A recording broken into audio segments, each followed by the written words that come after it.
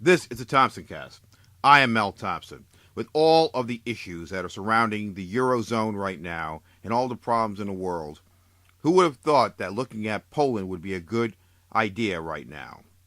The reason is that Poland has always been pretty stable when it comes to looking at opportunities for foreign direct investment.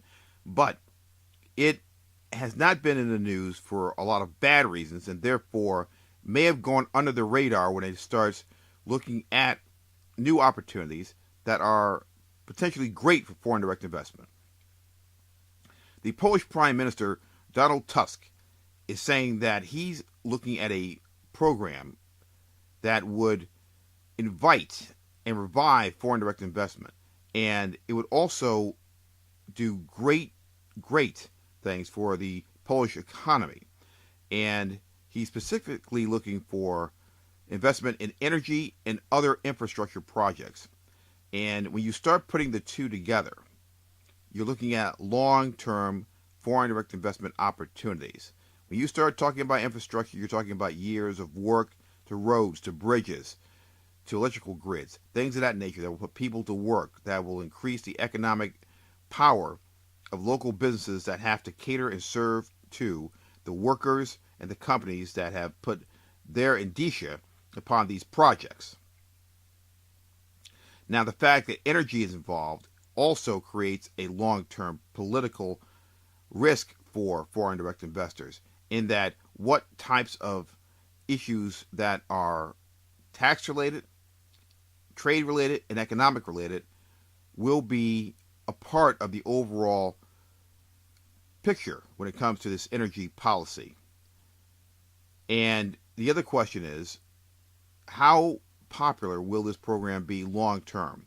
Is the prime minister doing something now that may be changed or tweaked down the road because of its unpopularity or because it's not working properly? The overall project, the big picture, is what the foreign direct investor needs to look at.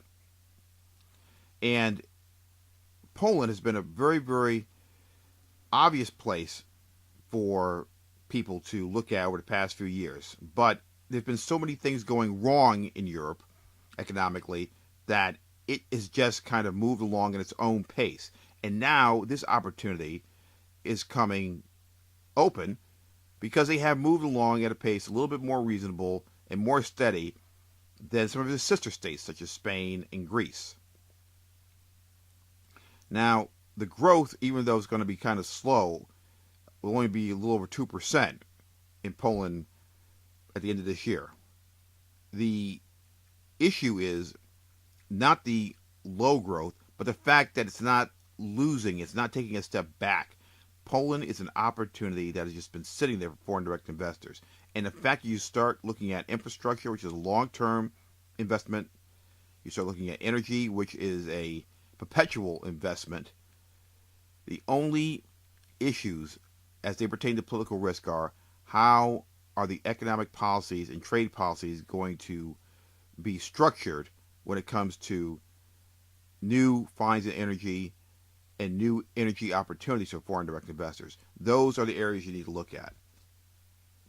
The infrastructure part is fairly easy. These things are going to be built and rebuilt, and you're going to have several years of investment opportunity, particularly in businesses that surround the infrastructure projects. The long term issue clearly is the energy policy. And the fact that Poland's looking at this particular time is a very wise thing. It appears to me that the Prime Minister is looking long term at his neighbors and supplying them with energy, which would also increase the value of any projects within Poland.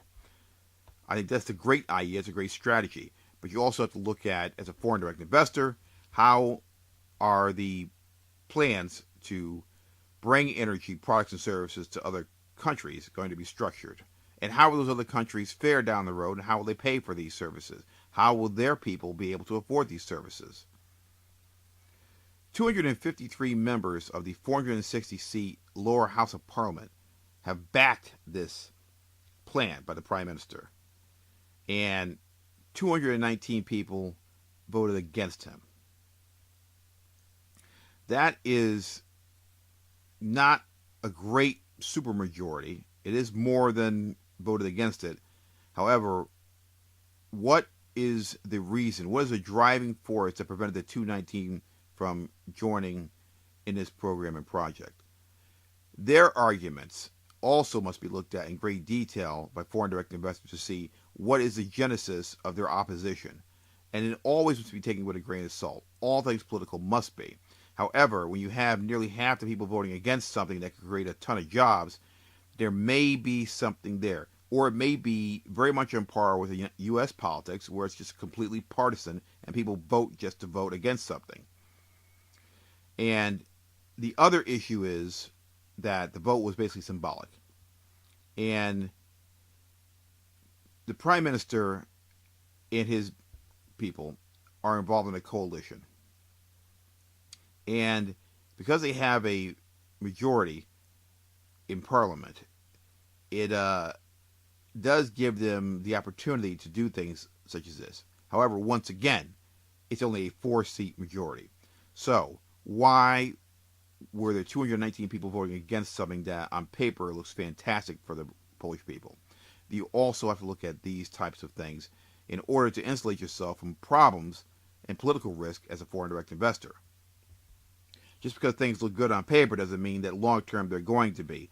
And what are the reasons that somebody would be against something like this, long term and short term, as well as how the policies that pertain to other countries are going to impact trade relationships are the number one political risks that need to be looked at when it comes to Polish energy projects that are tied to new infrastructure projects going forward.